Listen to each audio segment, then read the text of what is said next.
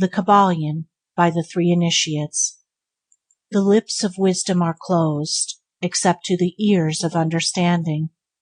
To Hermes Trismegistus, known by the ancient Egyptians as the Great and Master of Masters, this little volume of Hermetic teaching is reverently dedicated. We take great pleasure in presenting to the attention of students and investigators of the secret doctrines this little work, based upon the world-old Hermetic teachings. There has been so little written upon this subject, notwithstanding the countless references to the teachings in the many works upon occultism, that the many searchers after the arcane truths will doubtlessly welcome the appearance of this present volume. The purpose of this work is not the enunciation of any special philosophy or doctrine, but rather it is to give the students a statement of the truth that will serve to reconcile the many bits of occult knowledge that have been acquired, but which are apparently opposed to each other, and which often serve to discourage and disgust the beginner in the study. Our intent is not to erect a new temple of knowledge, but rather to place in the hands of the student a master key with which he may open the many doors in the temple of mystery through the main portals he has already entered. There is no portion of the occult teachings possessed by the world which have been so closely guarded as the fragments of the Hermetic teachings, which have come down to us over the tens of centuries which have elapsed since the lifetime of its great founder, Hermes Trismegistus, the scribe of the gods, who dwelt in old Egypt in the days when the present race of men was in its infancy. Contemporary with Abraham, and if the legends be true, an instructor of that venerable sage, Hermes was and is the great central sun of occultism, whose rays have served to illume the countless teachings which have promulgated since his time. All the fundamental and basic teachings embedded in the esoteric teachings of every race may be traced back to Hermes. Even the most ancient teachings of India undoubtedly have their roots in the original Hermetic teachings. From the land of the Ganges many advanced occultists wandered to the land of Egypt and sat at the feet of the Master.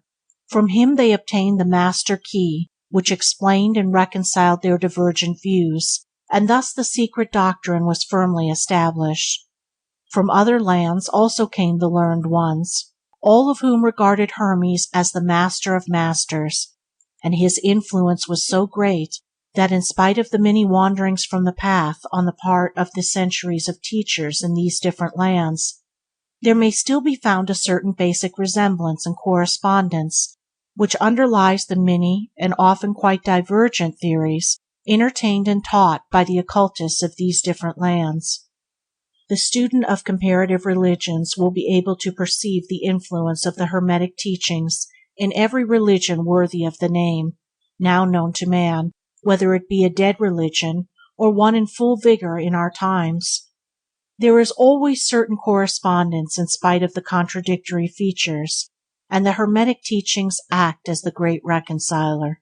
The life work of Hermes seems to have been in the direction of planting the great seed truth, which has grown and blossomed in so many forms, rather than to establish a school of philosophy which would dominate the world's thought.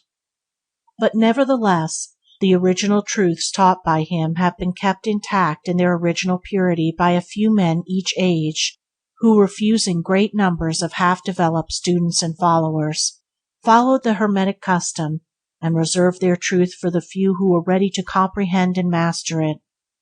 From lip to ear, the truth has been handed down among the few. There have always been a few initiates in each generation, in the various lands of the earth, who kept alive the sacred flame of the Hermetic teachings, and such have always been willing to use their lamps to relight the lesser lamps of the outside world when the light of truth grew dim and clouded by reason of neglect, and when the wicks became clogged with foreign matter. There were always a few to tend faithfully the altar of the truth, upon which was kept alight the perpetual lamp of wisdom. These men devoted their lives to the labor of love, which the poet has so well stated in his lines: "O let not the flame die out, cherished age after age in its dark cavern, in its holy temples cherished, fed by pure ministers of love, let not the flame die out. These men have never sought popular approval, nor numbers of followers. They are indifferent to these things, for they know how few there are in each generation who are ready for the truth, or who would recognize it if it were presented to them. They reserve the strong meat for men, while others furnish the milk for babes. They reserve their pearls of wisdom for the few elect, who recognize their value and who wear them in their crowns, instead of casting them before the materialistic vulgar swine, who would trample them in the mud and mix them with their disgusting mental food. But these men have never forgotten or overlooked the original teachings of Hermes, regarding the passing on of the words of truth to those ready to receive it, which teaching is stated in the Kybalion as follows: Where fall the footsteps of the Master, the ears of those ready for his teaching open wide. And again, when the ears of the student are ready to hear, then cometh the lips to fill them with wisdom. But their customary attitude has always been strictly in accordance with the other Hermetic aphorism, also in the Kybalion: The lips of wisdom are closed, except to the ears of understanding. There are those who have criticized this attitude of the Hermetists, and who have claimed that they did not manifest the proper spirit in their policy of seclusion and reticence. But a moment's glance back over the pages of history will show the wisdom of the Masters, who knew the folly of attempting to teach the world that which it was neither ready nor willing to receive.